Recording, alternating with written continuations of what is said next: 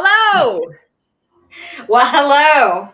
Long It's, time no I see. was going to say, it's been a minute. It's been a minute. It has. Well, we've been doing a lot. I So know. I that's what know. happens when we're all trying to cram in a gazillion things, I think. Well, spring is the eternal horrible. So spring is like, spring and fall is the ramp up.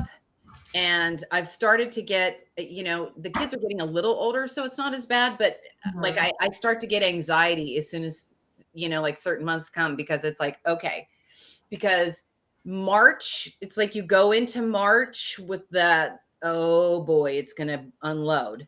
And then it does by April and May. And Mhm. it's just like everything is on, and not just with kids, just in general, like it's crazy. Right. Yeah. And I'm tensing up I thinking know about yeah, me too.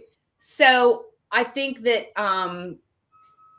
it's a lot. And then you go through the whole process of, I'm so grateful to be able to do the things that I want to have these things in my life.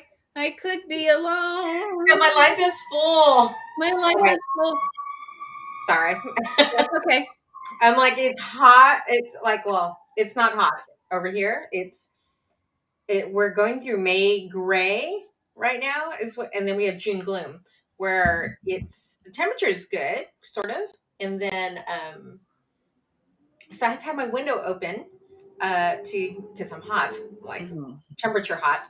Yeah. And then of course then I get all the sounds from the street, which is I'm not near it's not a major road, but it's a well traveled road. Yeah. Yeah. But it's still it gets some heavy afternoon Mm-hmm. activity. Mm-hmm. Mm-hmm. That's okay. That's okay. Well, and it is getting into the afternoon for me too. But Mhm. anyway, so back, and obviously they have to respond to all of the things that happen in spring. So yes, so spring is here, and it's a race to the finish. And while you're telling yourself over and over again, I'm so grateful, on the other hand, you're like, I just need to make it to the finish line. Right. I just think it's the end of the school year, Uh, and everybody and their brother, motherfucker, wants to do. Oh, let's have a banquet. Let's have an end of year award show. Let's blah blah blah blah. And then if you have a kid that's graduating or promoting, uh, there's those things on top of it. And then they want pictures for the slideshow. They want you to volunteer for some show or luncheon for something, something, something. And meanwhile, you're bleeding, you're bleeding money. bleeding. Your pocketbook's bleeding money. And, especially during graduation, there's all those last minute Horrible, fees, cap and gown, horrible, the horrible, baccalaureate luncheon, or, horrible, the horrible, awards banquet. horrible, horrible, horrible. When Zach graduated from high school, he Hmm. was in the National Honor Society, and he was the one that was like, he's like, I'm not buying a cord. We're not going to put $40 out to buy a cord, Mom. This is I know, right? ridiculous.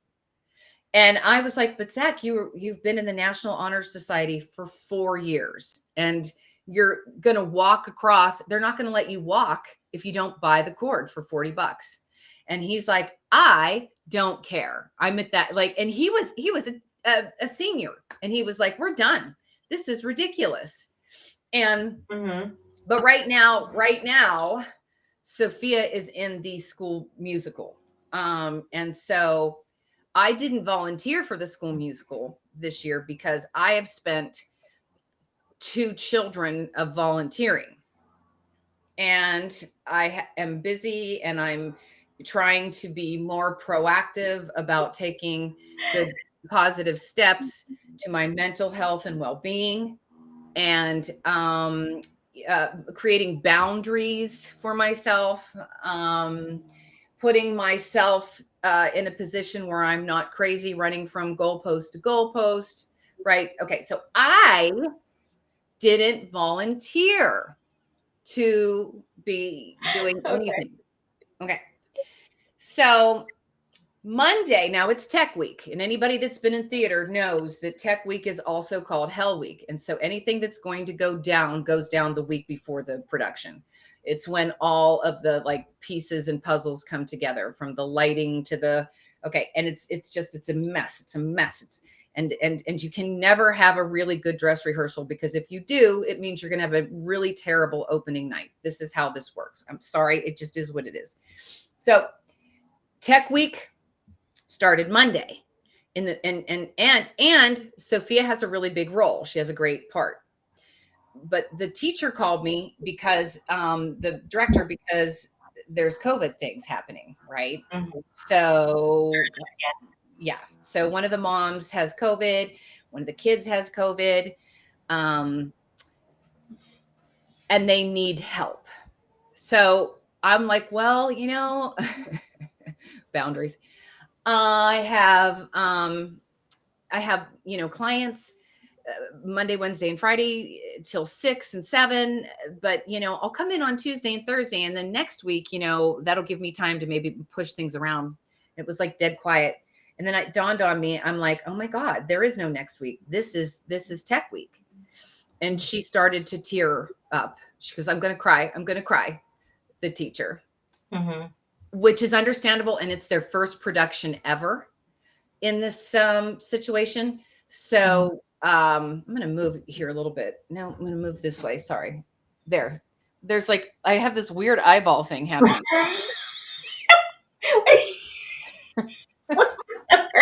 No, I didn't even notice it. And now you're like, look. Can you see? So I'm like, and it's dry. Restasis. So I'm having issues with my contacts this week. So. Yeah, like, and the doctor goes, I have something for dry eyes, right? And I'm like, are you kidding me? I'm taking more medicine right now than, like, I'm a friggin' pharmaceutical poster girl. I can't add one more thing to the regimen. So here we are. All right. So anyway, and you can see how that would be a turn on to some people. I think she likes me. I think I caught her eye.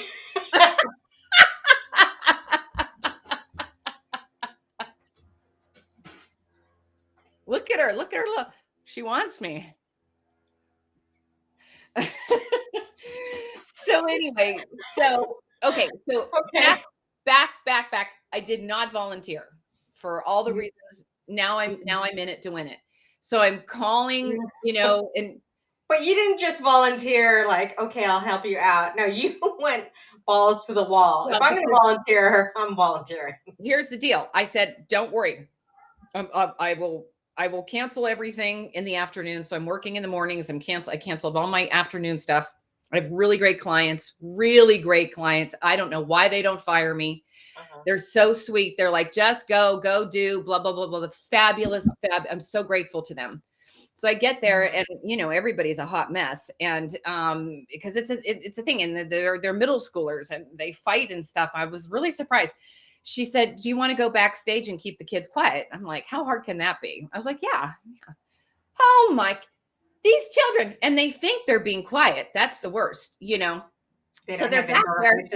Yeah, they're so loud. And on top of that, they're doing, they're arguing about good stuff. Like, in other words, why aren't you in your place? And don't touch that prop and be quiet, and, where's so-and-so? So it's not like they're just arguing to argue. I mean, they're very responsible that these kids are trying to, meanwhile, and here's me, I'm trying to like whisper above their whisper. So I'm sure that what they're hearing it had to be bad. Like, okay. And then I break up two middle school boys going to go at it. Like the red-faced. I don't know if you ever remember this, but like in middle school, you'd see the red-faced boys and stuff, and they're like going to kill each other. And I pull them literally. I'm like, what is going on? And the one kid's like, he's up in my business all the time, and he's telling me that I can't touch this prop and blah, blah, blah. Oh yeah. And the other kid is like, that's because you can't touch that prop. You're not supposed to touch the prop. That's not your prop. And then like this is going on. So afterwards they do notes and stuff. And I had one job. It was to keep them quiet. I failed miserably. Every one of the teacher's notes were, what is going on back there?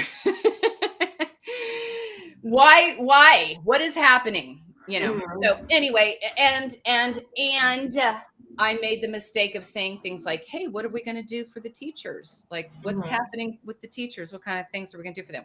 And that response was, I don't know. We're working on it. You should do it. And then the second part of this whole thing is Christel's fault, because I am not a craft person.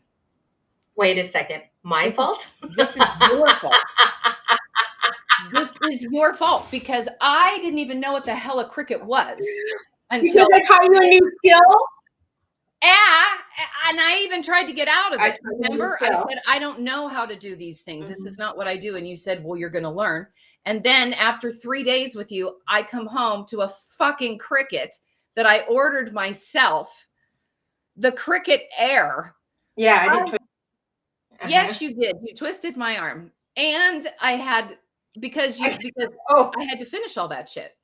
I had all that shit now. Yeah, you're like, no, it was, I believe the conversation was, I need merch.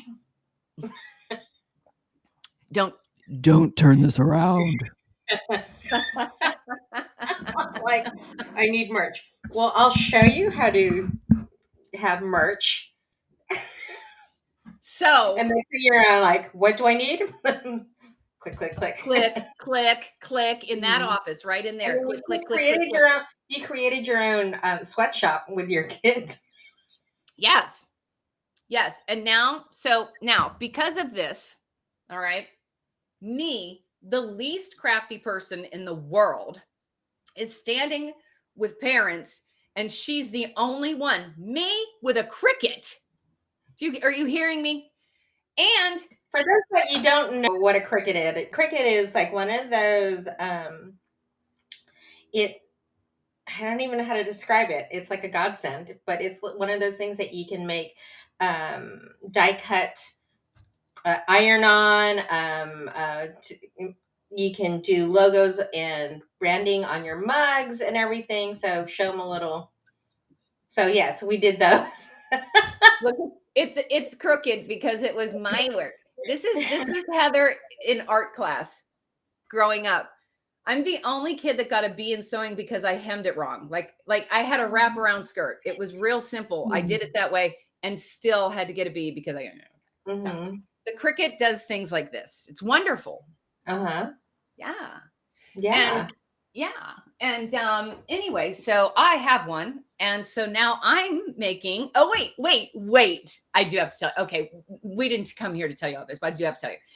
So I get there and I was like, they said, we're going to do tumblers or something. And I was like, because you and I have done tumblers. And they're hell. No. Like, how about tote bags?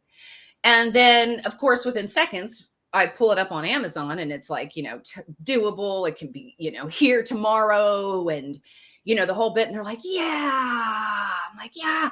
And then, what colors? We can get them in red. Yeah. So I order them, right? And then the next thing I know, I'm like, wait a minute, they're coming to my. So now we're making the tote bags, right? So that has become my responsibility. The same thing with the luncheon, the teacher's luncheon now that I'm in charge of, that is also the student dinner.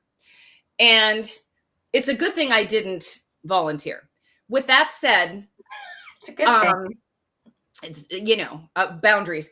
With that said, though, I'm being hard with the boundaries. I'm very hard with those boundaries. The other moms are like, really, like there's 3 other moms that are just busting it out. So trust me when I tell you, they're it's not just me, like they're busting ass over there. But so I get in the car after I have my son, I have my daughter, and then the little boy that rides with us, and he has to go home, and he is like 30 minutes from my house. Okay. And I'm patting myself on the back about how great I did the first day. and I miss his exit to take him home. His parents are waiting for him at a certain spot. Mm-hmm. And I miss this exit, and it is a freeway, it's a turnpike. You guys don't really have those. You do, where you get on like long stretches of 30 miles at a time. You can't get off. No. Okay. Not in SoCal. There's that's like more like Central Coast, when there's not heavily populated areas, or like when you're on your way to Vegas or something. Yeah. Okay. Picture yourself on your way to Vegas and you can't get off for that 2-hour stretch. There's all the dead cows and stuff on the side of there. Okay. Yes. Okay. No man's land. Yeah. Yeah. Okay. So that's what it was. And I say to him, well, I didn't even realize it because I'm so programmed to do, I'm programmed to go this way and get off on this thing. Okay. So I'm just about to get on, and Sophia goes, Mom, you took the wrong exit. And I was like, oh, and I had this moment where I'm like, I'm just going to turn around in oncoming traffic. And Fifi's like, you can't turn around. So I say to the little boy, I'm like, is your mom going to be upset? And he goes, oh, well, I don't know, which is yes, that means yes. So, and I had to get. Can I just say real quick though that Sophia knew the exits, because you kids usually don't pay attention to all that. I'm sorry. I'm impressed. I know, she's pretty impressive that way. She's pretty impressive. So, and then when I was like, literally contemplating turning it around, she's like, you can't, you have to go. What are you doing? So you're going to kill us all. You're going to kill us all. But she had to be at dance. So, okay, here's the other thing. Spring. So big musical, first one ever at the school, yada, yada. Tomorrow, they go on tomorrow and Monday. Saturday is the big Wahoo recital for the dance company. So you get me, right? Like and I have to take her to dance because they're in tech week too. So we're on a shoestring. We're on a shoestring here. You can't screw this up. You don't take the wrong exit because they start at a certain time and they're waiting for her. So I call his mother and she just laughs because what else is she going to do? I called Chris. Now Sophia's crying because now Sophia's going to be like 45 minutes late for it. Okay. So Chris is like, here's what we're going to do. Get off at the exit. I'm going to meet you at Conley's. I'm driving like that. He said, and then I'll take Sophia. You turn around, get back on the turnpike and take him home. He's like, I'll get her there. Blah, blah, blah. I was like, wow, this is amazing. In my goddamn hour of need. There he is. So, the other dad, my husband, by the way, this is my husband. And then but then the little boy's dad calls me and he's like, and I've never met him. And he's like, basically, I hear you have my kid and I want you to just stop driving and I'm coming for you. And I'm like, no, my husband's already doing that. Uh-huh. Are you sure? Just stay where you are. We're coming. I'm like, no, everything's good. So we get off and I don't know where Conley's is. I'm like, what is he talking? There's no Conley. Maybe he means the old Comet. So I keep driving. I pull into this, whatever. And then Sophia says, call dad, call him. I don't want to call. I'm already a disaster. So I call and I was like, it's like, do you make it more of a disaster or? I say to him, I go, listen, did you mean the old Comet? No, I mean, and he's on speaker. So now the little boy in the car gets to know that I'm a total, So, no, I said Comet or Conley or whatever in the Super 8 and all this crap. And I'm like, I go, okay, I'll turn on. He goes, no, just don't move. I'm coming for you. Don't drive. I'm begging you. Mm-hmm. How does he even know where you are though? Do you guys both have, no, like Find My Friend. You guys don't have Apple. No, we don't have any of that. We just travel like, like we're major travel people. Like we're always driving. Right. So, and all over the world. So we just have, that's where we know where we are. Well, in the sun. So but I'm just saying because like on Apple phones, we have that location device where me and the kids, always know where each other are at, like in the general area, and we can find each other. Right. We do not have Steve's that. the oddball because he has a Samsung, so he doesn't have that location device. So how do you? I mean, the location device where he knows exactly where you're at. Well, because he flat out asks what mile marker are you on? Oh, okay. Like he's that guy. Like he's Lewis and Clark. He's like, show me, look up in the sky and tell me which way the sun is turning. So yeah, he uses like maps still. Yeah. Yeah. And I'm like, it looks like it's going to the right. Okay. Then you're west of 756, you know. And I'm all like, just tell me left or right. Don't tell me east, west shit. He does that to me all the time. Does it to me all the time. You're going to take 588. I'm like, you mean School Road? Why do, look for the tree on 722 West. But anyway, okay. So, all right. So then I see this truck come flying by. I'm like, is that him? Is that him? And the little boy in the car, also smarter than me, says, no, that's not his truck. So are you feeling what I'm laying down here? So anyway, long story short, never. Sophia gets the dance. Ever. So Chris saves the day. He picks her up, and then I drive this poor young boy home at 7:00 at night. His parents are like, I just want my kid. So I thought I would just totally enjoy having a peace of mind. Well, I mean, how peaceful can it be when he's in a car with a mad woman that doesn't know her exits? I mean, I do, but you know what I'm trying to say. You're just like, okay. No, but any mom would be like, who hasn't done that? Oh, I know. Oh, right. So, unless she's got people or please, she totally got it. No, I know. She was really cool about it, but that was Monday. Mm-hmm. And so that was the start of the week. That was the start of the week. And so now we're like 50 tote bags in. Sydney is Sydney's this. Actually, my child. Yes, she's your child. Sydney's like this. Ironing, weeding, cooling. Okay. She was up till 4:00 in the morning last night. And then she's going around telling everybody how she doesn't take breaks or eat anything, as if I'm making her do it. I'm not. I've told her to stop. Yeah.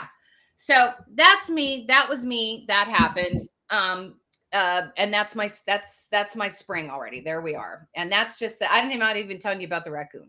But yes, I hold you responsible for this tote bag thing, because I would have never, before you and your cricket, I would never have even known I could do this. Like, this would be something good or bad. I'm like, is that good or bad? I mean, no, it's good. It's good. It's good. Especially since Sydney's out there doing it. Okay. So that's what's going on. But and then you've been busy. You were out of the country. Yes. Oh my God. So yeah, I've been just working. I mean, working my regular job.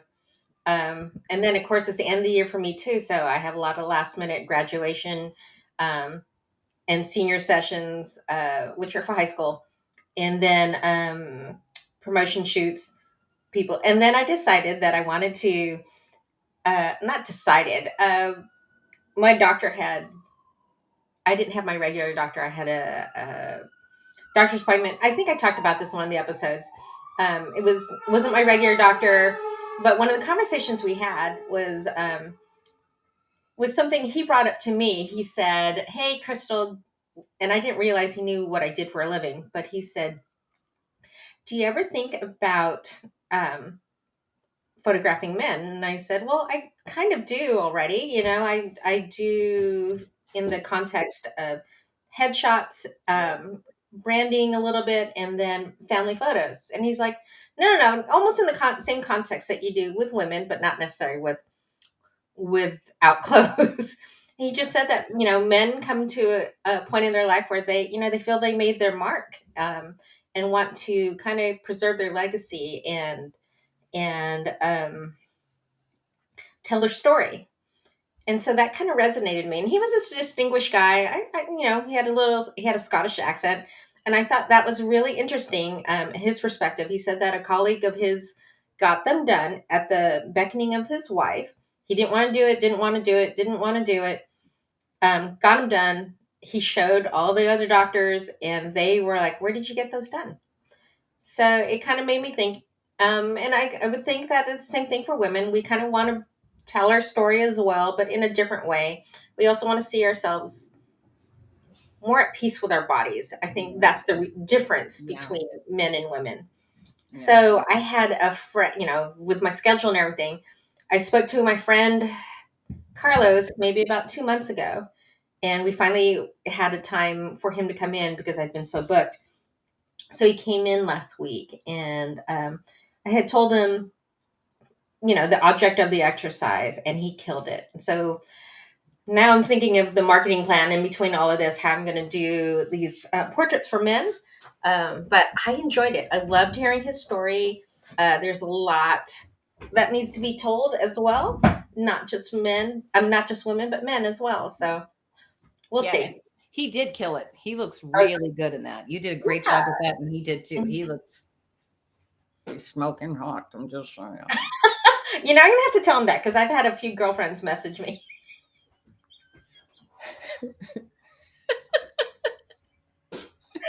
about him, and one even texted me. She's all like, "All right, I'll go out with him." I mean, God, twist my arm, all right. And he is single, so yeah, I'm gonna put that out there. I'm just gonna be his representative now, I guess. Yeah, you're his agent. You're gonna have to field through all the. You're gonna have to weed through all of the girls, the ladies. Right. Agent or pimp, I don't know. Yeah, agent. We'll go with agent. We'll go with agent. It sounds It sounds better. A little bit more respectable. Yeah, but yeah, I was out of the country too. I flew out to Canada for my aunt's memorial service, and I escorted my mom out there. So this needs to be an episode later on that we talk about caring for our parents. I already do it. My parents live with me. They live in my guest house. And when they moved in, they were very independent still, but we thought it was a good time. They weren't 100% needing full-time care, but as I see them, my parents are in their mid to late 80s. There's, things that need to be adjusted. And so those are the conversations that I had with my mom during that time we were traveling. So we can anticipate that pretty soon. Yeah. Talk. Yeah. What do other people do? And, help us with the decisions that you've had to make if you've had to care for a parent. Or did you move them in? Did you find a suitable living facility for them? Those are things that I think we need to have a discussion about and an open talk about it, because there is a lot of things to navigate through with that. And more women. I'm sorry. Go ahead. I was just going to say, but more women our age. More women our age are going through this. Like I know 3 people right now off the top of my head that are literally going through this situation, everywhere from they're already there to should we do it? Like that whole thing. I mean, it's real. So yeah, we need to talk about it. But we're not talking about, I'm sorry, go ahead. What were you going to say? Weren't you going to say something? I can't even remember. Okay. I don't remember. Prevagen. Prevagen, Restasis, Prevagen. So what's wrong with that lady? So I can't even do it. This is why, I think I just had issues why I was so awkward when I was trying to send out a signal that I liked someone. I didn't know how. I couldn't do it. No, I couldn't do it. Here's how somebody knew that I liked them. This is how I behaved. Oh, you're one of those. I would ignore them. I would too. I couldn't look them in the eye because I liked them so much. I'd be all like, yeah, okay, I'd ignore them. I really like your shoes. All right. And then I was like, how come guys never hit on me? I don't know. So, because I would never even set off a signal. And the more I thought they were attractive, I feel like the more I was probably aloof, like I wasn't, which is so stupid, but you live and learn. I did want to say though, before we get started, on our episode, on our new topic today, we wanted to do what we were supposed to. But why we're here? We're here for something. I was just saying, I like intentionally here for. Yeah, we're literally here for something. We're here for something. But before we actually have something, we actually had something we wanted to say. We have something important to say. And before we do, we want to do our shout outs. We wanted to do some updates. Also, with all that, I just want to mention with the play and everything, with Sophia's play, and I told you about the amazing parents and the kids and the teachers. I do have to say, I know that we've heard this a million times. Teachers don't get paid enough. Teachers, like, you know what I mean? These women have they are down there right now, even creating and I mean, they are just amazing what they've done for these kids. But anyway, and then also a shout out to my neighbor, actually, who was listening to the podcast, and she was listening to the self-care versus self-nurture, and then also the cleaning out your closet, and gave us some really great feedback on that in terms of how much that resonated with her. And she's not old like that. Yeah, she's like in her 30s. Yeah, and so yeah, and it still resonated. I thought it was just us old ladies, but it's not. And especially the nurture and care, right? Like she's like, and her response to it was like, I was just sitting there going, oh my gosh, I never even thought of it. And it makes so much sense. So shout out to all the people that give us comments and keep us going. And then you have an update. Yeah, what was my update? So I finally, the doctor prescribed me this Alexa. And that was in our episode. We were talking about antidepressants and menopause, and I've just been having a horrible run with hot flashes. And so I, after a discussion, I was leaning towards it. I still wanted to kind of think about it and everything. So I made a video appointment with my regular doctor. And and then, of course, out here, it takes like a month to even get an appointment. Or a month out. So we finally had a video chat, and of course went over my list. And we discussed what the other doctor had provided as recommendations. And she was a little bit more thorough, which I thought was great because she understands my history and everything of that sort. So needless to say, I got prescribed the Celexa.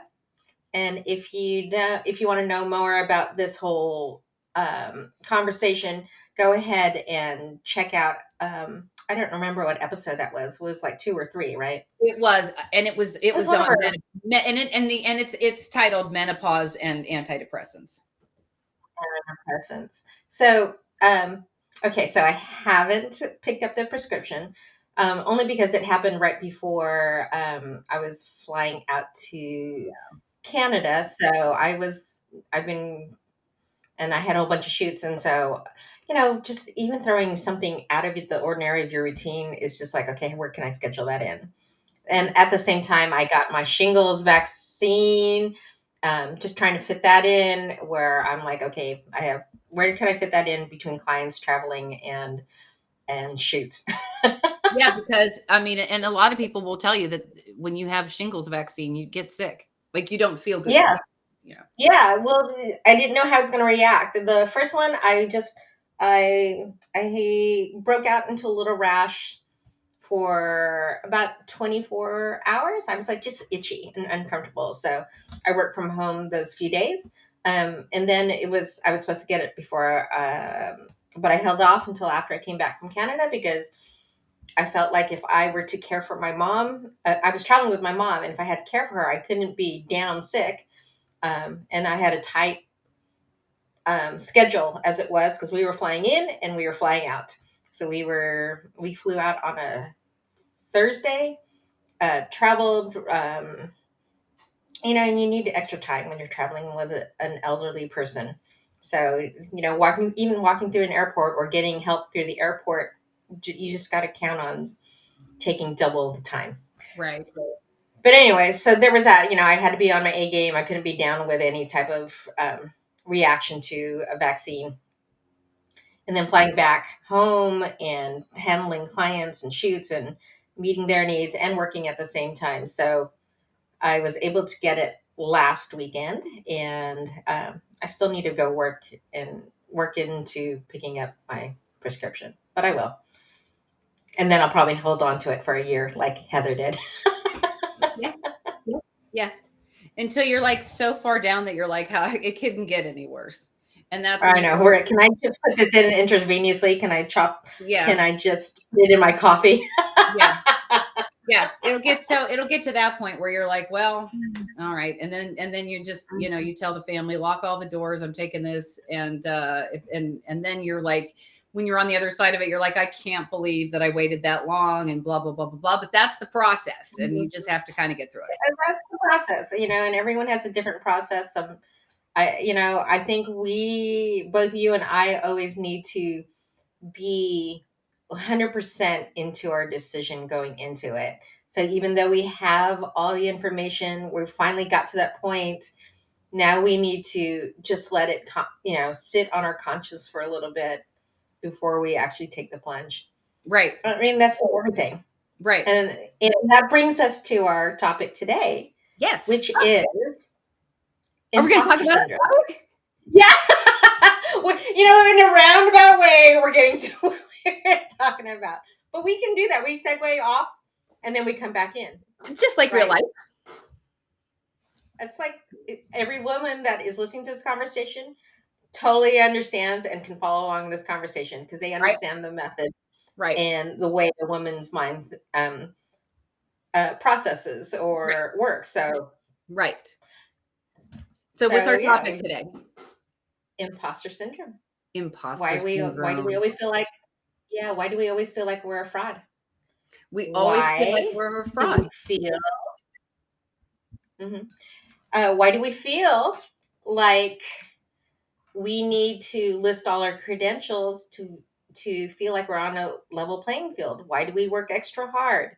Why do we feel that everything needs to be, all our ducks need to be in a row before we can say we have the authority on something, or that we can be a leader or feel legit in whatever we have to say or do? Right. And so, I know I've struggled with it my whole life, not even really giving it a name, as much as, until we actually talked about it. And I found out that I wasn't the only one, because people don't come out and, when you're doing whatever they're doing, they're not coming out and going, I know I look like an expert, but I feel like a real fraud. Like I feel really dumb, right? They're coming out and they're pulling it off. So when you're feeling that way, you do feel like you're inferior or you're a fraud because no one else seems to have that problem. And it's like, and there's so many feelings that go with it in terms of, number one, you feel like you're pulling something over on people, in a bad way, not like, oh, I'm getting over on someone, but it's like, oh my God, do I have the capability to do this? They're putting their trust in me, whatever it is. And still kind of worrying that you're going to fail because you're not an expert. And we wanted to talk about this now because the last episode we did was on the Great Resignation. And a lot of people are leaving jobs that they've had for a very, very long time for all kinds of reasons.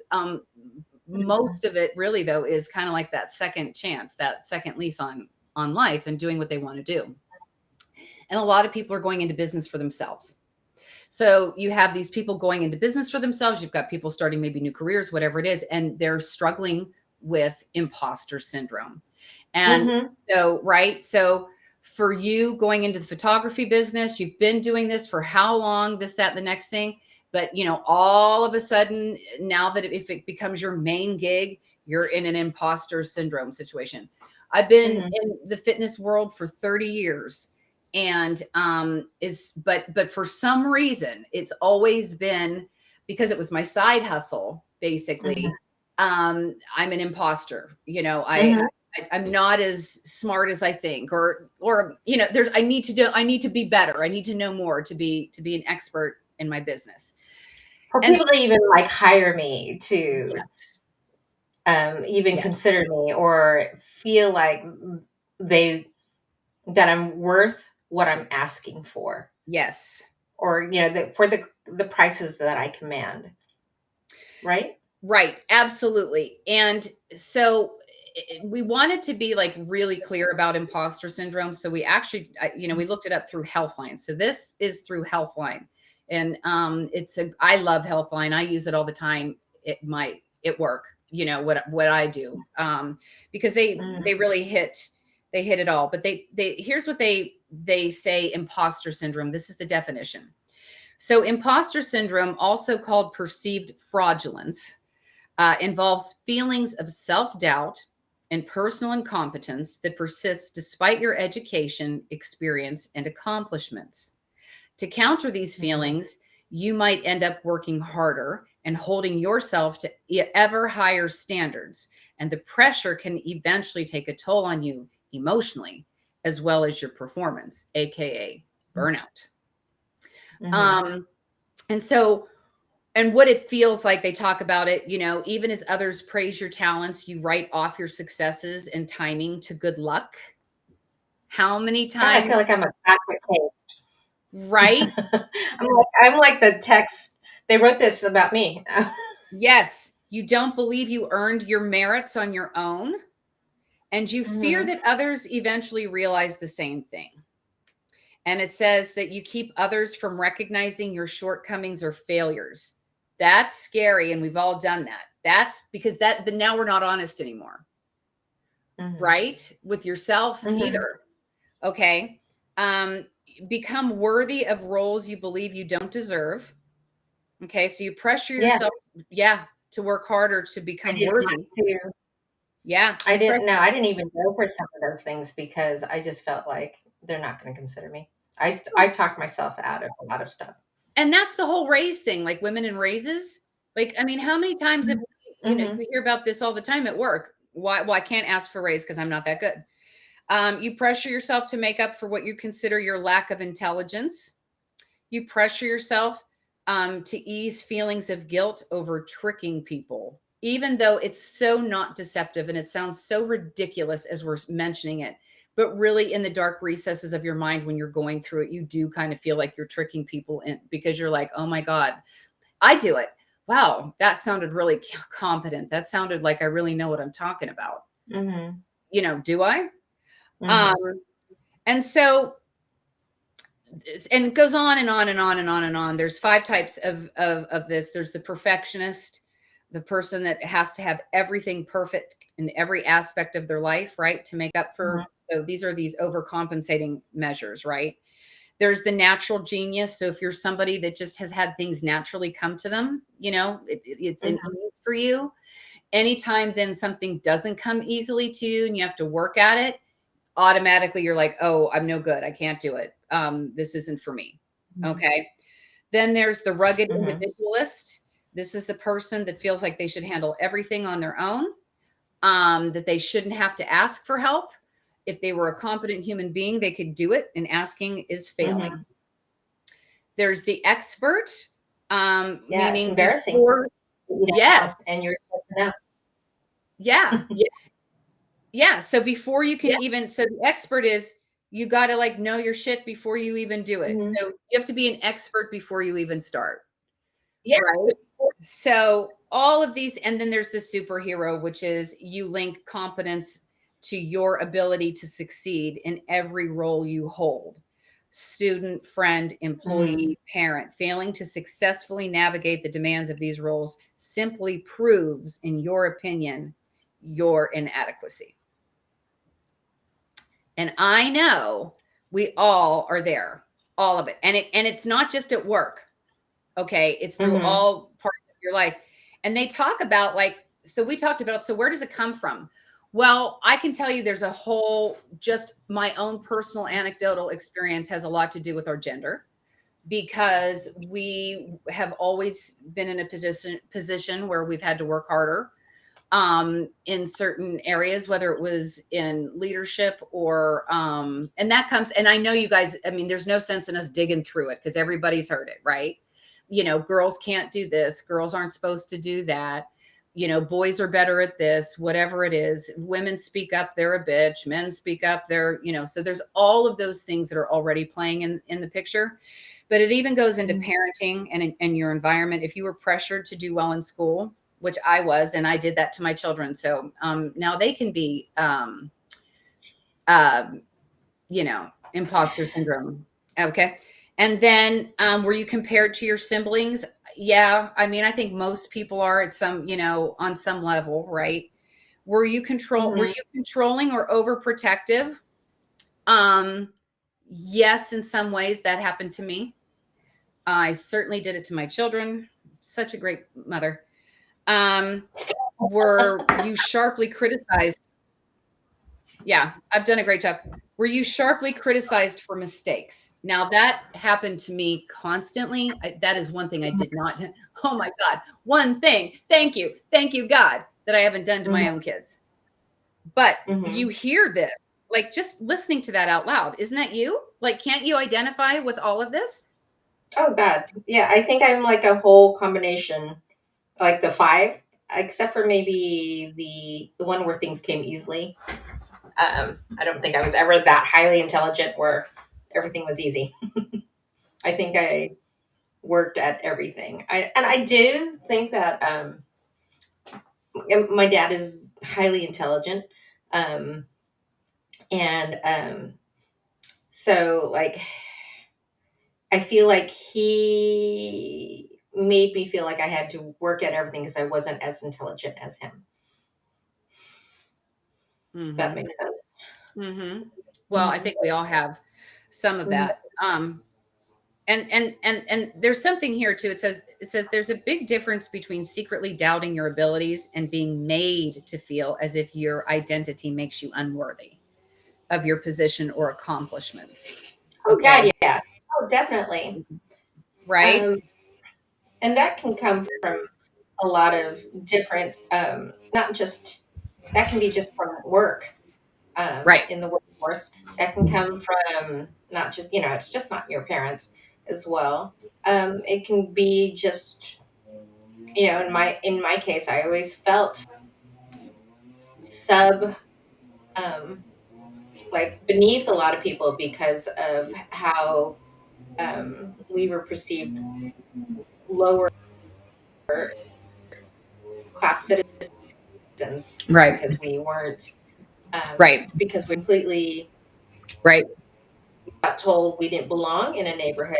We didn't belong where where we lived. So you always felt, yeah. And then when dating happened, like with like my husband, like I remember it was still kind of new. It wasn't really done in high school, but in college, I remember, or even after college, that people would say things to my, you didn't tell me your wife was Filipino, and he was all like, she is. but things that would, and he'd be like, why would that matter? So there, there's little nuances like that. I don't think people meant it that way all the time, but I do think there were those subtle differences of why that made it clear to me, because I was so hypersensitive to it, that I was acutely aware of feeling like I was beneath or less than. Right. Right. And that's actually in the article that I read. So race and gender play a big role. especially with for exactly what you're talking about, for the lack of inclusion and for being flat out told, well, girls aren't generally good in this field, or what are Right. you doing, why are you in this neighborhood, or that kind of whole Mhm. that thing, like you're not welcome here, or you shouldn't be. It's just like with math. I mean, I heard that growing up my whole life. Girls really aren't good at Mhm. math. And I know they're making a big change on that, right? They're that's what the STEM's about, trying to get girls Mhm. and all that stuff. But Well, that's not, look at yeah, look at like the field right now of coding. Girls who like to code and everything for like websites and so forth. That field has quickly changed over and is almost female dominated now. yes.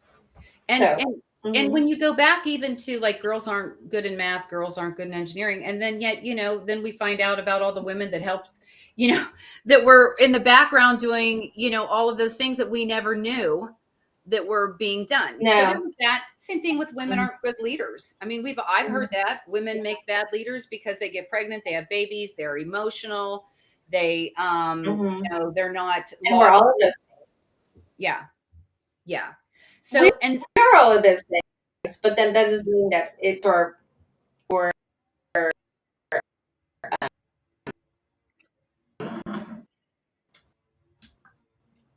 not inhibits, but what's the other word? Takes away. And the reason why this topic is because we're responsible to mentor this next generation, and I take it, wholeheartedly a serious role because I do have some younger counterparts in that I are on my team, and I just want them to make sure that that doesn't limit them. Um, I hear those things that we did, like, I'm sorry, or apologizing, I know. or not the timidness, but not sure they should be assertive, or, do you think this? And I'm like, of course I do. I believe that it is. And I want you to, if you want, how do I bring this up? This is how you bring it up, and provide that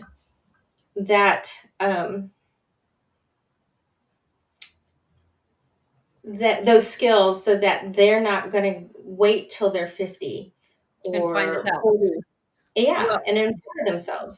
that's the whole thing. And quite frankly, some of it, the more that we've kind of come through this, if you really want to be honest with it, it's really not even about skills, because we were given those skills. You Mm-hmm. were given those skills. I was given those skills. We couldn't do it because we didn't believe in us, because we We never didn't feel really it. felt like we should be there. So Mm-hmm. I've never been able to haggle. We have friends that can haggle. Men are great at that, but I do have a couple really good haggle friend women. Like, they're really, really good. But Wendy, haggling, oh my God, Wendy's good at it. oh my God, she's scary good at it. And so is Yeah, Joanne. I'm all like, I think we were at Orange County Fairgrounds or something like that. We went. I don't remember what we went for, and I'm all like, you say it. Yeah. I mean, I've seen Joanne. I've mentioned this before. We were down in Mexico. Poor little kid with chiclets. And he's Oh, like, she haggled a yes, I was dying. He said $10 or something. And she goes, that's ridiculous. 5. And then marches onward. And he's like, okay. I was like, so yes, but that's not something I and I'm do. all like, here. Yeah, because they're going to think bad of me. They're going to think I'm horrible. They're all of these things because I'm really not worth it. And that's really what it comes down to. Because I go in, especially with men, it happens all the time. What are your prices? These are my prices. Every guy that tries to hire me tries to change it and has no problem. Like, flat out being like, Mm-hmm. yeah, that's too high. I can do this though. You know, Mm-hmm. where I would never do that. Like, that's my prices are non-negotiable. So I wouldn't expect someone else to come down, just because Do I you didn't have feel that on like. your website too? Pardon? Do you have that on your website by What, any no chance? haggle? The no haggle pricing? No, not haggling, but just saying something about like non-negotiable. Yeah, like this isn't a car, you know. We're not. Mm-hmm. But the point, no, but that is a good point. I'll do that. But the point that I'm making I is just that, yeah, just out there, you know. The point that I'm making is it comes it comes with that whole imposter syndrome, though, where again we're fighting culture and stereotypes and childhood, right? And parenting and all of these things. And then we sit there and wonder, why are we like this? Why is this happening? Mhm. And when the thing is that when you and I sat down to talk about this, you know, we didn't even have an answer. Like Chris was like, so what's the takeaway? How do we fix it? I'm like, I don't know. I'm still in it. I'm still in it. I don't know how to fix it. And so then I went in. So we started to like look and stuff, and they don't know how to fix it either. But frankly, Therapy. yeah, therapy. Well, therapy, of course, therapy. But and therapy's good. Pardon me. I totally, you know, I think everybody should go to therapy. But just yeah, like it's come on. But just talking through it right now, even and going through the list, bringing an awareness to why is very healing in itself. I mean, because then you can put, right, like you can point a finger to it and go, that doesn't make sense. Like that's just something. Because that's what we were just doing earlier before we even started, before we got online, was you and I were on the phone and we were just saying, like, you were saying what your experience was, and you guys, now that I'm saying it, sounds ridiculous. Right? And I do the same thing. Once I put it out there, like where the words are not in my head, but I'm actually on my tongue, like floating out of my mouth, I'm like, I cannot believe how I've been hanging on to that. Yeah. And you can even take that through. So like, not just like we said, work and stuff.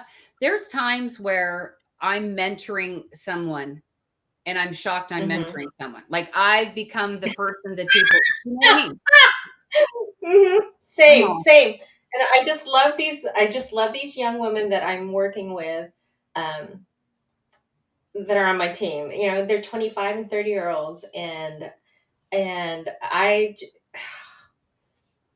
and you know, and they look at us, you know, you and me with like they're really listening, and I'm thinking, oh my god, I can't believe they're entrusting me. And so that's what I say, you know, thank you for entrusting me with sharing this, that you think that some of this stuff is, I don't want to say relatable, but helpful. Yeah. But I think it does, again, it does open that safe place, which is what we've always talked about. And why we do this is because we wanted to create a safe and normalize these conversations, these type of conversations that go through women's minds. This is what our midlife group is about. Again, a safe place to verbalize and vocalize these thoughts and questions we might have. And is this normal? And that it's okay to talk about it. You know, we're not going to have the answers, and I think a lot of the times is we can say that I can relate to you, I can relate to that. Yeah. And I think that if you like just discussing it, like you said, and kind of bringing it out in the open, when you're going through it, then at that moment, you know, when you're about to quote someone your price, and I do it all the time. So what do you do for a living? And it's hilarious to me in one hand, because I am working every single day. If I'm not online teaching a class, I'm doing personal training, or I'm, you know, doing a certification, or I'm researching, or I'm doing advertising, or we're doing this, you know, whatever it is. And yet when someone says, what do you do for a living? I choke a little bit before I come right out and say, I own my own business. I'm a health and fitness, you know, online health and fitness. I got to choke. And I almost kind of like talk around it a little bit because I can't. Are you apologetic? Yes. it's stupid. It's so stupid. And frankly, it strips my credibility. Right. I wouldn't hire me. Mm-hmm. Do you know what I mean? Right. I would be like, this person doesn't really know who they are. So like, you know, and that's, and so just talking about it, you know, going through just having the conversation with the it. exercise of talking about it. Yes. Yes.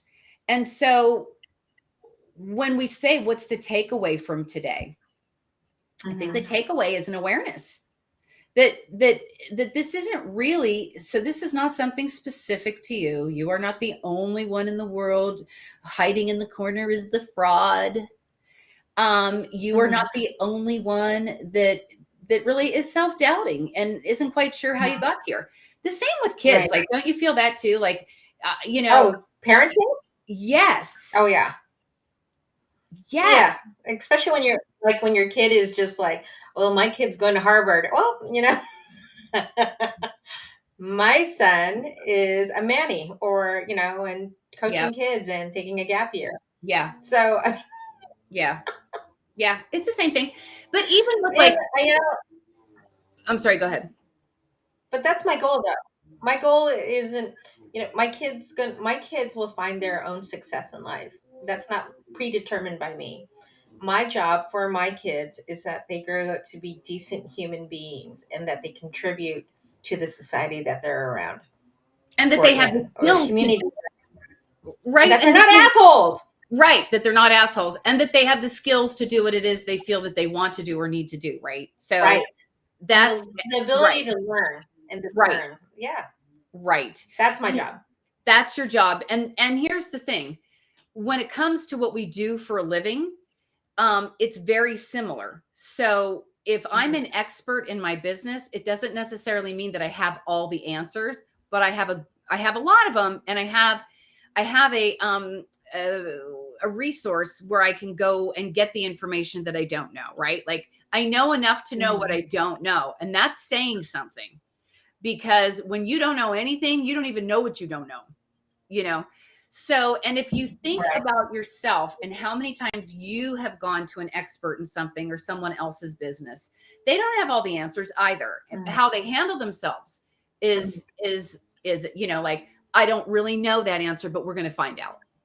Does that make them less credible in your eyes? No, it doesn't. It doesn't ever. I have never looked at someone that said, I don't know that, but I'm going to find out, and been like, the hell am I seeing this person for?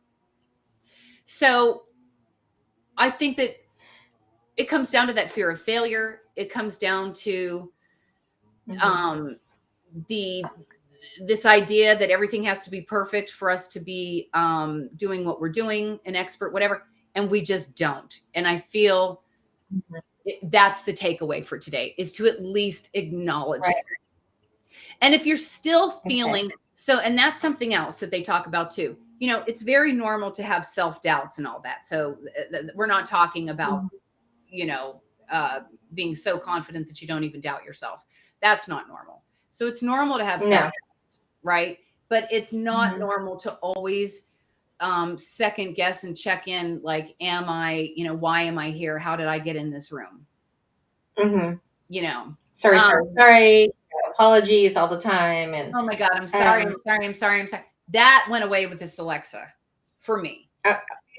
The other thing too is always having to feel that you need to fill the silence.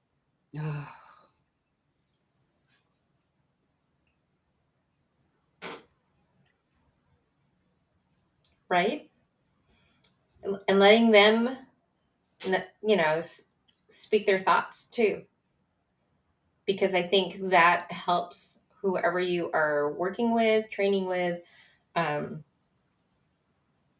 leading, letting them voice and have a word in. You know, it's so weird for me. I always felt like I always had to fill the space that I had, and I'm like, I don't have enough. I don't know enough to say anything. Well, and so it's true. So, and that's also a pleaser thing, right? Like, you're filling the space so that you, right, so that the other person doesn't feel uncomfortable. So you're always, creating this. And they do feel uncomfortable. And that's the thing is you think that so they don't feel uncomfortable, but they do. They feel uncomfortable because you're commandeering the conversation. You're commandeering the topic. You are, they're like, well, this person, I might as well not be here because all they're doing is talking at me. Yeah. And there's an erratic energy that comes from it. Like the energy is like a frenzy almost. Yes. Yes. This isn't somebody that is in control of herself. Oh my God, I should just stop talking. Yeah. Yeah. Okay. So for you, what are, you're kind of still, do you feel you're still in the middle of it? Like you're not completely cured, but then you're not completely immune to it. Agree. You know what I mean? So Agreed. what are you doing? What do you do for yourself to combat that? So really nothing as of yet, because everything I was doing to combat that was actually fostering the syndrome. Becoming more of an expert, taking all the certifications, reading and doing all of these things. Not that you shouldn't do that. That's not what I'm suggesting, but but in a way that it's kind of preventing me from doing my job. If I'm constantly researching and learning and everything to the point where, and here's the thing I found, the more certifications I take, the more certified and everything I get, I don't know any more than I did before I started the certification. And that is the God's truth. Nutrition, personal training, online coaching, group X instructor. I could go for days. I have a shit ton of a fitness coach. What else am I? I'll give, like these are legit certifications that I paid for, that I tested, that I wrote essays and shit. And I can tell you that I maybe 10% more than I did going in. It's been my experience in the industry with people and clients that has made the difference. Because do you know what I'm trying to say? And so what am I doing? I'm knocking it off. I'm stopping. Not the education in the sense that yes, you got to keep growing and learning, but I'm saying these ridiculous standards that I've put on myself. I'm checking in. I'm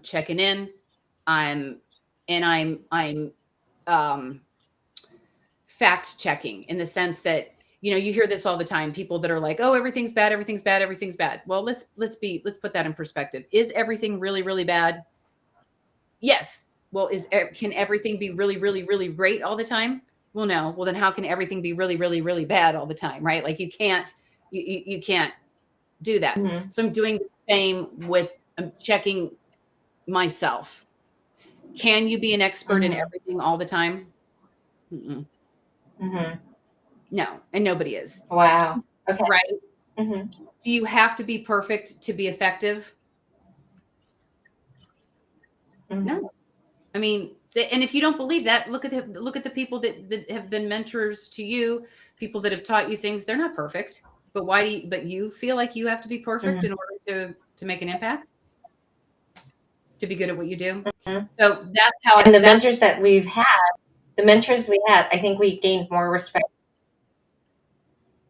Yeah. I just feel like the mentors we've had have, for me, I just feel like those are the ones that I gained more respect and I gained more respect for them because they didn't have all the answers, but they were continuously striving in a way that they wanted to do this for themselves rather than proving it for someone else. Right.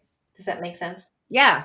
Yeah. And they were willing to share those, what they did know. They were willing to share with what they did know more so, and that they were more human than like a textbook.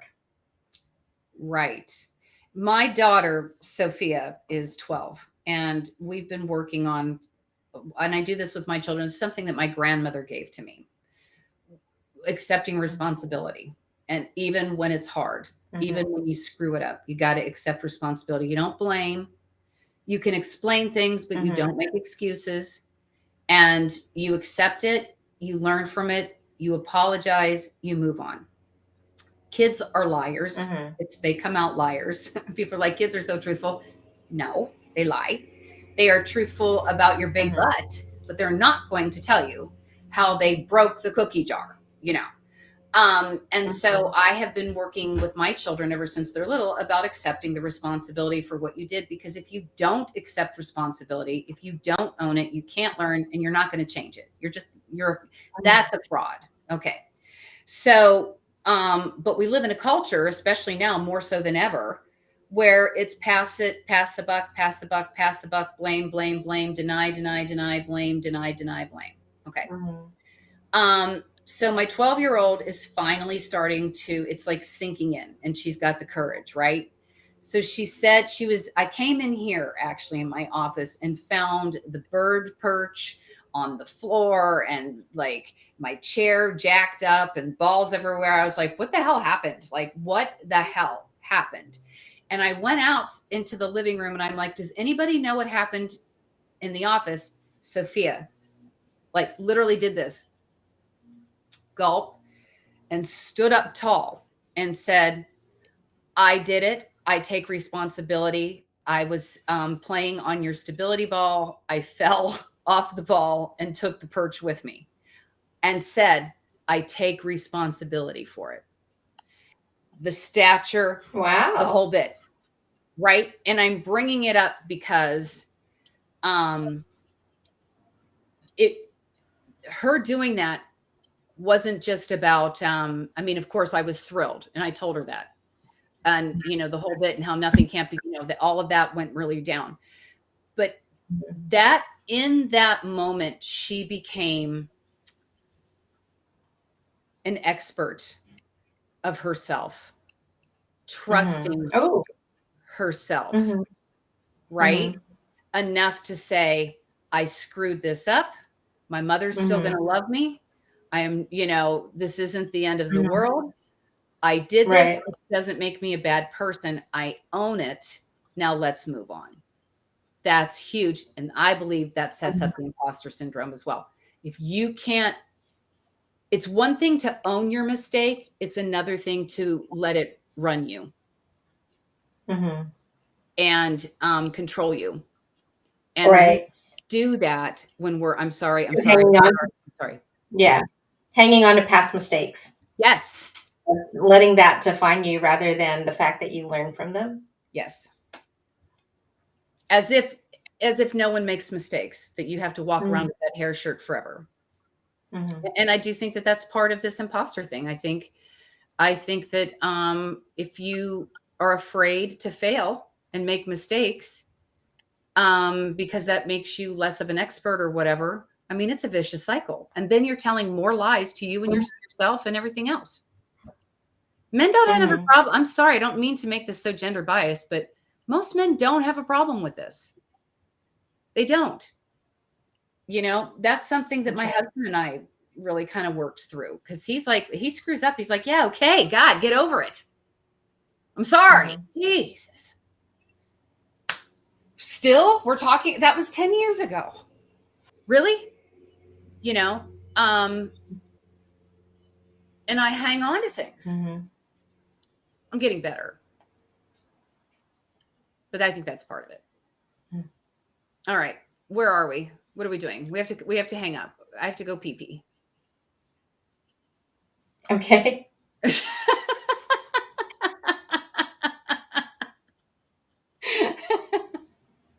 Wait, where are we on our agenda? I went on. You shared with how you are combating it. Okay, I did that. Kind of did the takeaway. Huh? Yeah, right. How are you combating it? Is that next on the list? Yeah.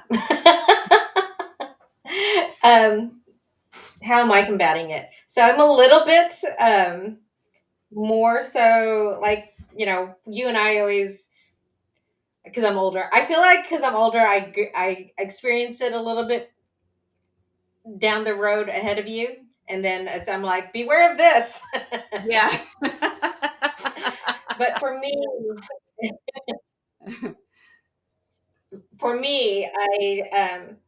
it's the words I am learning how to do this with the words that I say to myself. Yeah, that's And I big. think shared that with you is like, I'll say, and I read this somewhere and I'm trying to remember, and I think I might have shared it in the midlife group, Yeah. but it was more so like, instead of saying I'm a fraud, sorry, planes, I feel like a fraud. And it's a big difference because feelings change. We know Right. this. So today I feel like a fraud, not labeling myself as a fraud. That's number one. And we were talking about different examples like that. I'm a complete failure. I'm not a complete failure. I feel like a failure today because I didn't do this. Or, and another one is want versus should. I should do this. I should do that. No, it should be, I want to do this because this will help me do that.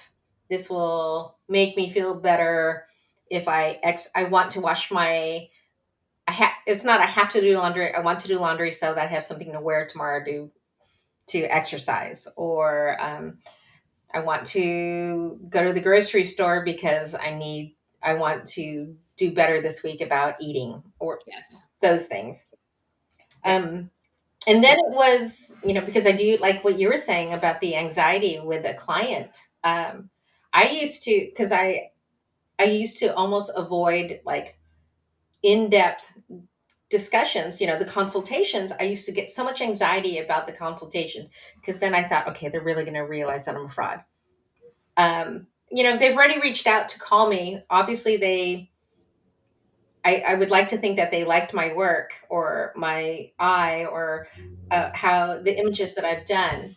And, but I would talk myself out of it because A, I was worried that they were going to think I was a fraud. And B, they were going to say, you're asking for these prices or you're commanding these prices. Who the hell she thinks she is? Yeah. Um, so I got into the habit of when someone would ask me a question, um, was being okay with, okay, I might not be the photographer for them. Right. If they're looking for the deal, I'm not the photographer Right. for them. If they and being okay with letting that go. Not everyone has to like me or has to like my work or has to see things the way I see them.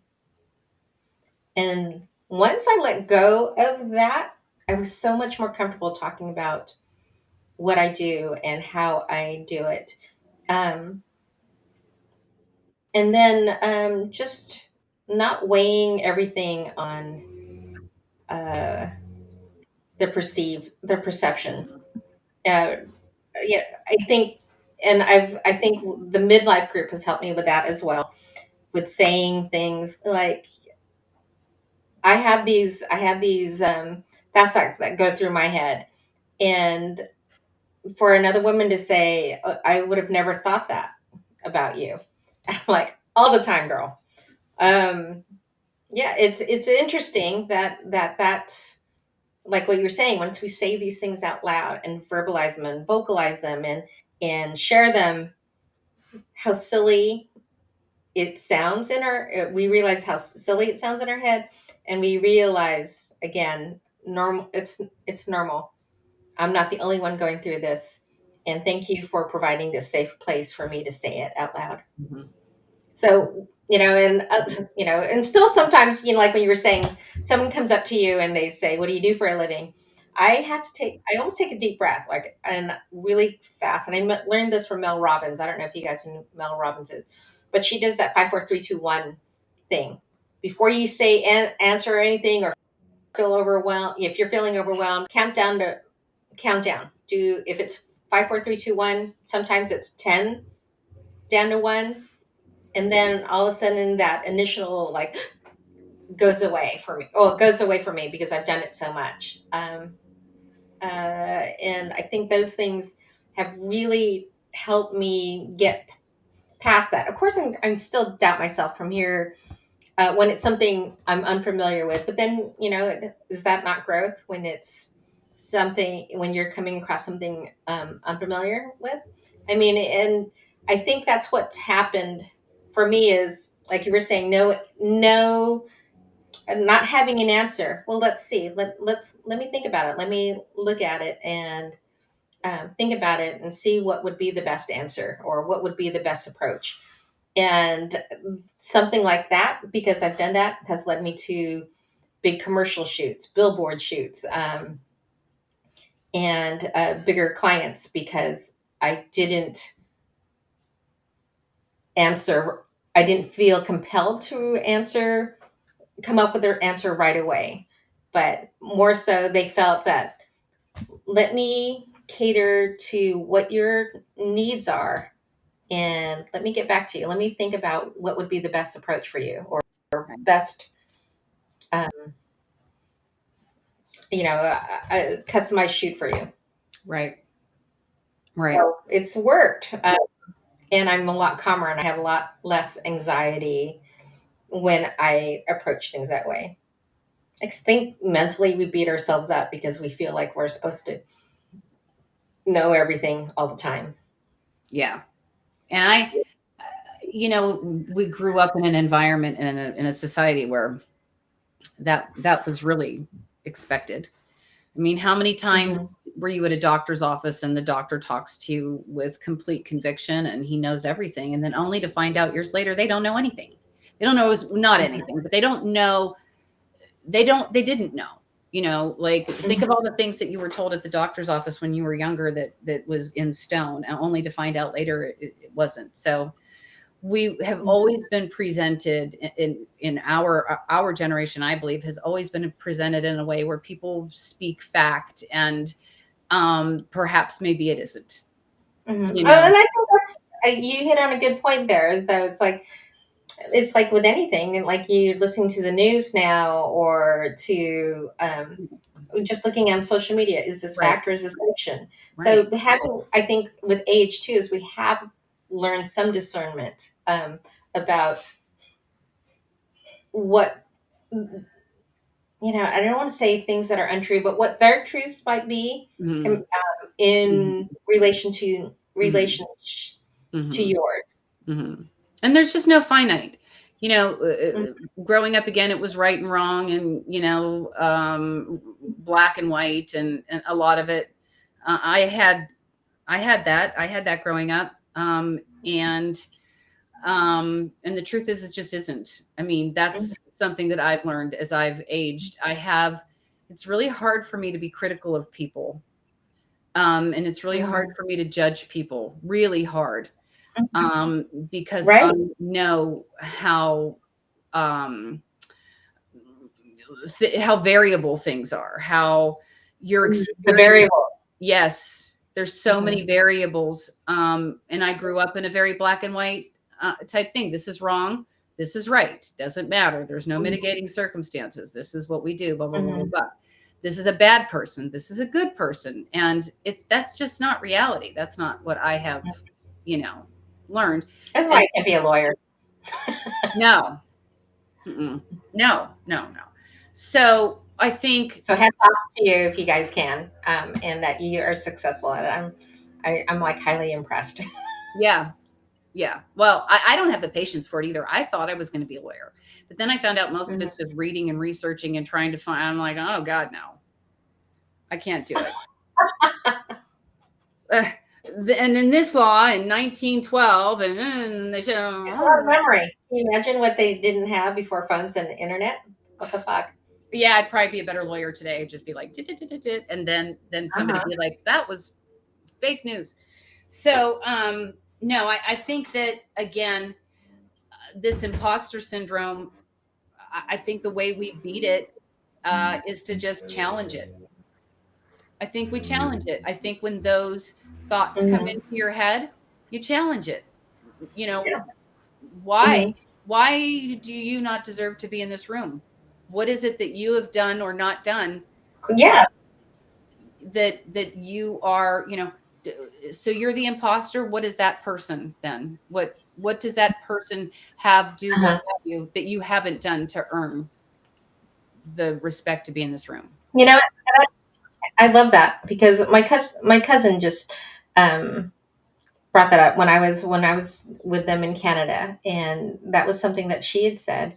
I was I'm not challenging you, but I want to know the reasons behind it.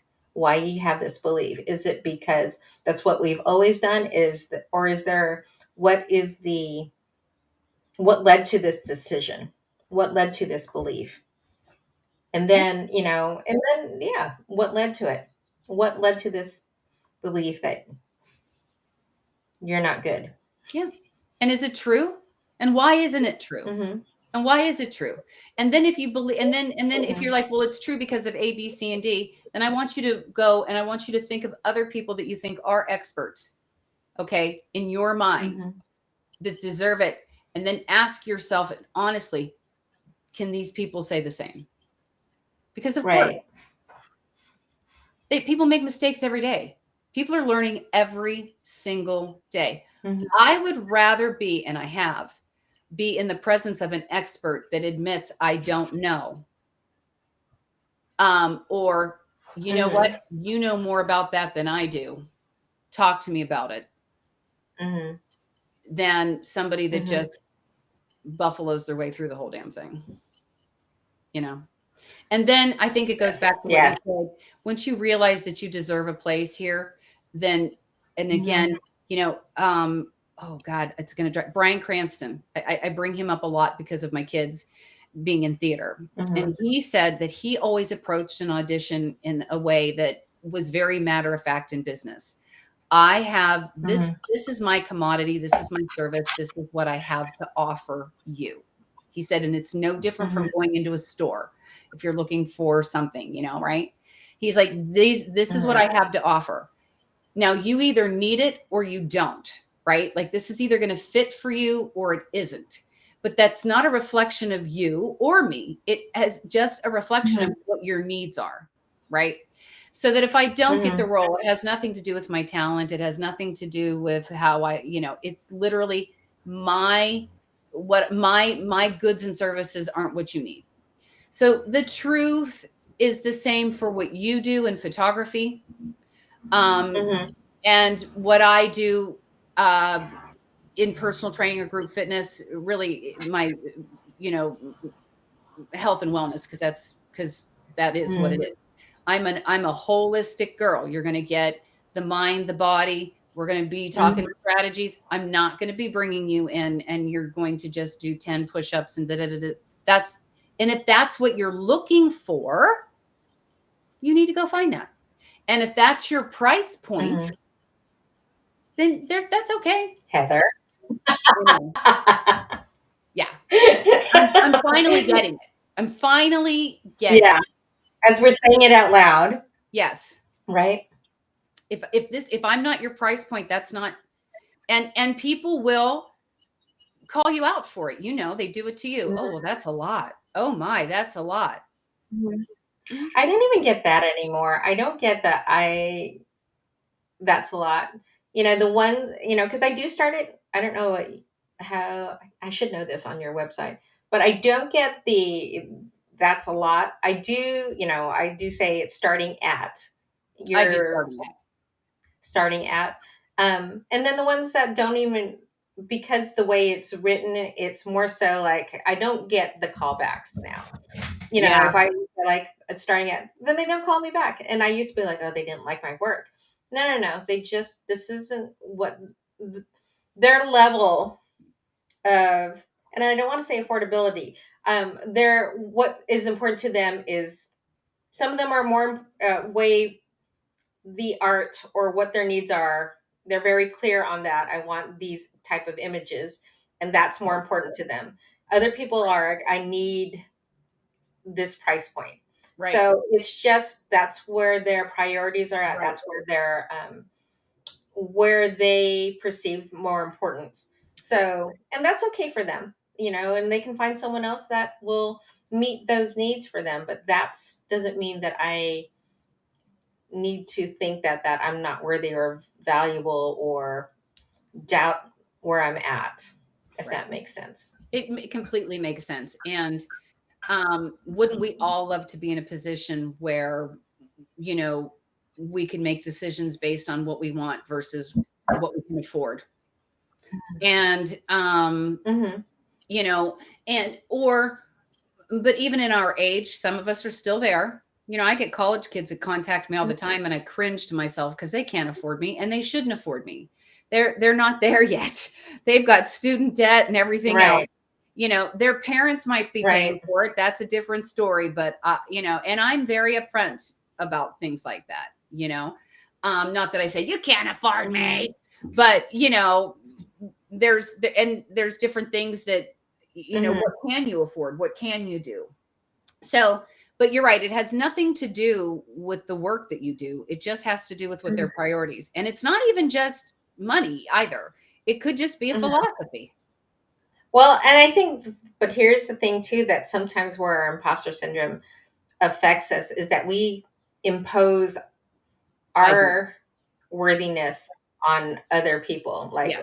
and that was what you were just saying right now is like already assuming that I'm going to be too expensive for them, or they're not going to find me Right. equitable in what Right. their, whatever their needs are. Right. So, and being surprised that they're like, okay, let's book it. You know what I mean? And Yeah. You don't know, but you just have to be true to you. Mhm. And we both talked about Mhm. that. I don't chase. And Right. that is in a complete direct, opposition to what we were taught in sales growing Mhm. up. You have to chase. Mhm. No doesn't mean no, 3 no's and all this BS and follow up. And now it's not that these aren't these are all terrible ideas. I'm just saying though that you get to a point in when you're doing business where Mhm. if you and especially if you're in a service situation, right? Mhm. If you're chasing clients, it's probably not going to be a good fit for you because you guys in a service industry, there has to be a meeting of the minds, has to be a connection, right? And if Mhm. I have to talk you into me all of the time, I'm never going to have you. Like it's not going to be the relationship that either one of us deserve. Mhm. So, Agreed. right? Like, I'm Mhm. not doing it. I'm not chasing you. This is who I am. You asked me to get back. I mean, I'd follow up for 5 ahead and, Mhm. come on, that's everything. But I'm saying that I'm not going to, okay, well, I'll think about it. Mhm. I may send out hey, checking in, whatever, but I'm not going to call you and I'm not going to lower my Mhm. prices. And I'm not going to, well, what are you looking for? I don't need to close that deal because it's not, you're not going to, I'm not for you and Mhm. you're not for me. And that's okay. There's Mhm. millions of other people out there, right? I'm not what you need. Yeah. So what? I have a gooder service. This is what I have. And it's either going to work for you or it isn't. And that's okay too. All right. We need to wrap the sucker up. Mhm. Um, Yes. is there I anything actually, else we want? I Sorry. think we covered it. What do you have going on today for you? Well, as soon as I get off, I'm gonna have to go pee pee. And I'm sitting here making strange wiggling with my feet. It's getting to that point. And then I have to finish the tote bags. And then I have to, yes, I have to do inventory and make sure that the star is ready to go on in her big debut moment. And make sure we're all together because tomorrow is going to be balls to the wall, ready or not. Here I come. It'll be great. Yeah. What are you doing? It'll be I have okay. So my husband, with his eyes open, I'd say in this last 6 weeks. So we actually made plans today to go out to one of the wineries that we're members of Oh my and God, that's spend an afternoon awesome. together because yeah, we have like we were both saying that last night as he was about to go to sleep and I was just coming in the door and it was like I feel like I haven't seen you all week and I said we haven't seen each other all week or all month Yeah. because just Yeah. the way his work is and the way my work is, and we're just both got plates full. So I like this new chapter where we are, well, because we're not bogged down with, we have a kid at home, but we're not bogged down with a lot of responsibilities of that child. So Right. we can make these plans without feeling guilty and be a little bit spontaneous now, which is lovely. Yeah, it really is. And I have to say that, So, even anyways, go. no, yeah, I got to go pee. But I would like to do. I was thinking the same thing with my husband. We had like an impromptu happy hour with my brother and my sister-in-law yesterday, and I don't know what it is, and I'm like pretty sure it's me and my brother's fault, because my husband and my sister-in-law will say that it's our fault. We just can't stop talking, and so it runs and runs and runs. Yeah, it goes on and on. And we drink more than we should, and we're not even drunk. It's just that, when you're sitting together for 7 hours, you're going to go through a couple bottles of wine. You know what I mean?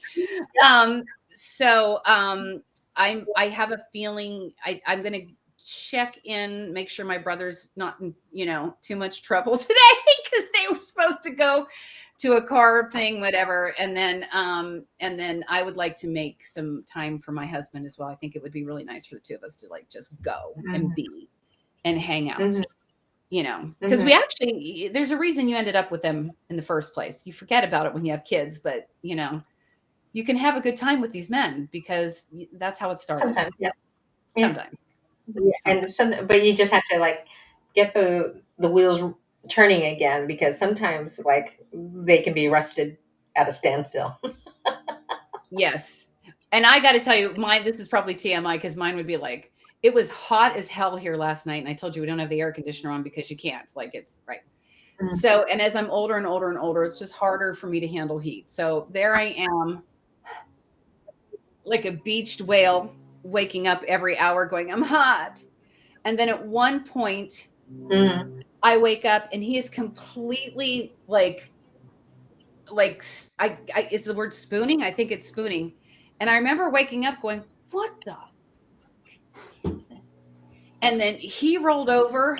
Anyway, so this morning I go, what the hell was that? He goes, I don't know. I don't even know how we ended up in that position. And what's funny is that was something that we did all the time when we were, first married. Now I'm like, why? How did you touch me? I don't know. God. I had to put this meme on. I had to put this meme on midlife, where it's like in dating, you're like never 3 seconds without touching each other, and then marriage is your knee crossed over to my side of the bed. Oh my God, you have to put that meme up, because that's definitely us. That's yes. I literally was like, I'm being violated. How did this happen? Right. Well, that one that I put up where the guy thought was the one with the restraints. So, okay, so this meme has this woman restrained in the bed, and the caption is, my wife thought I was going to make things interesting and make it interesting tonight by with these restraints.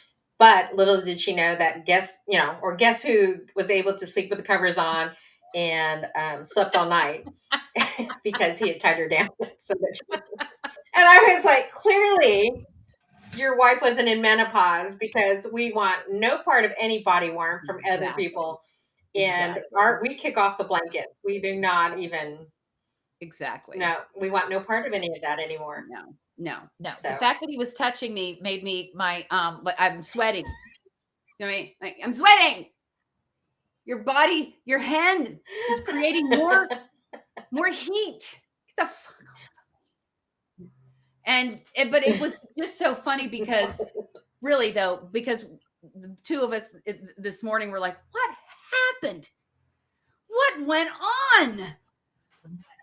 We're touching on each other. Well, it was just too much. Like were we both screaming? Were we drunk? What the hell happened? We don't know.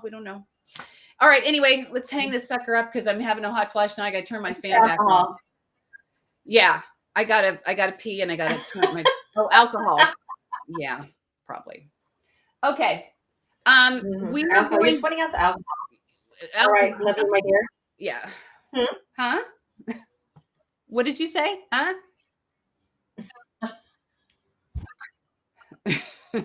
Huh? Huh? Oh my God. Really? Did you say something? Oh. I didn't. Again.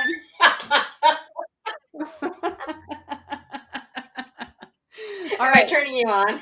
Yeah. What? Excuse me. I have to go potty now. All right. So we're going to click off.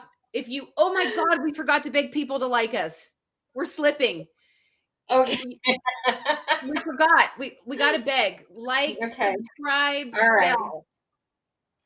Okay. So the thumbs up, the red subscribe button, and then the bell right next to the subscribe button. We will love you forever. Yes. Yes. And also leave comments, nice comments. And then also try to understand, we don't know really what some of this stuff means. A lot of people are putting timestamps on comments, and I was like, I started looking up what does 5506 mean? Is that like a code for, I don't know, 69? You know what I mean? Like, really? Is that Yeah. what that is? Yeah. Oh my gosh. The kids told me that it has to do with they're literally just time stamping the part that they thought was good. Oh, okay. I hope they're right. Fantastic. I know. Okay. I know, but it took me like a week to figure it out. I was like trying to look up the codes and stuff, and the kids were like, God, Mom. So so leave your codes. Leave your the lingo, for God's sakes. Yeah, and I really did. I'm like, oh, it must be a reference to porn. And my kids are like, why is everything a reference to porn for you? I'm like, I don't know. It just feels like it would be, but it's not. Porn's a big deal. Porn's a thing. So leave your comments and also suggestions on things you want to chat about. We'll chat. We chat. Okay. All right. Now I'm calling this sucker because I got to pee. Love you too. And I will see you. Bye. Yeah. Some point. Okay. Bye. Okay.